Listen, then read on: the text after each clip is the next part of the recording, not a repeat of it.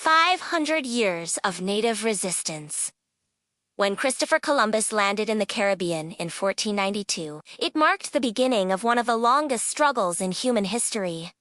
The resistance of indigenous peoples against colonization. Before Europeans arrived, the Americas were home to hundreds of nations, each with its own languages, cultures, and histories stretching back thousands of years.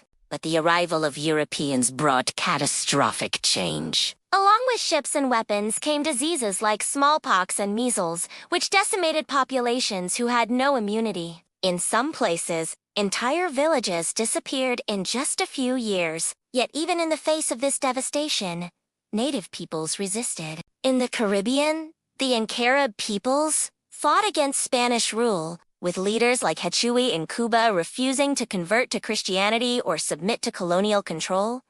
His defiance became a symbol of early resistance. On the North American mainland, the story was the same. In what is now the United States, the Powhatan Confederacy in Virginia, the Wampanoag in Massachusetts, and countless others engaged in both diplomacy and armed defense to protect their lands from English settlers. In the 1600s and 1700s, alliances formed between different nations to resist expansion, sometimes joining forces with European rivals of their enemies, but always with the goal of survival. By the 1800s, as the young United States pushed westward, resistance grew fierce. The Shawnee leader Tecumseh tried to unite all tribes east of the Mississippi into a single confederation. Though his movement was ultimately crushed, his vision inspired generations. The Lakota Sioux, under leaders like Sitting Bull and Crazy Horse, won a historic victory over U.S. forces at the Battle of Little Bighorn in 1876, a reminder that native warriors could still defeat even the most powerful armies. But resistance was not only fought on battlefields. It happened in quiet, enduring ways.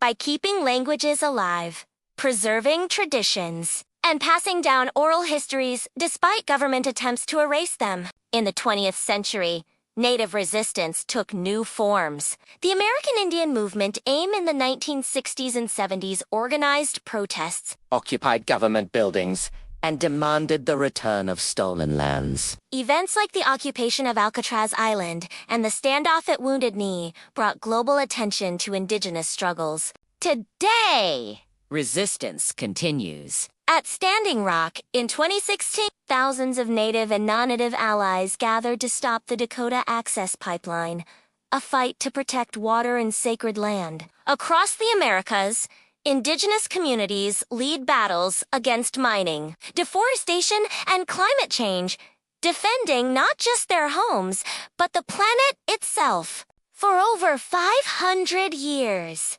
despite war, disease, forced removals, and broken treaties, native peoples have never surrendered their identity. Their survival is proof of a simple truth: colonization failed to erase them. The story of native resistance is still being written by every person who speaks their ancestral language, defends their homeland, or teaches the next generation the history that was once meant to be forgotten.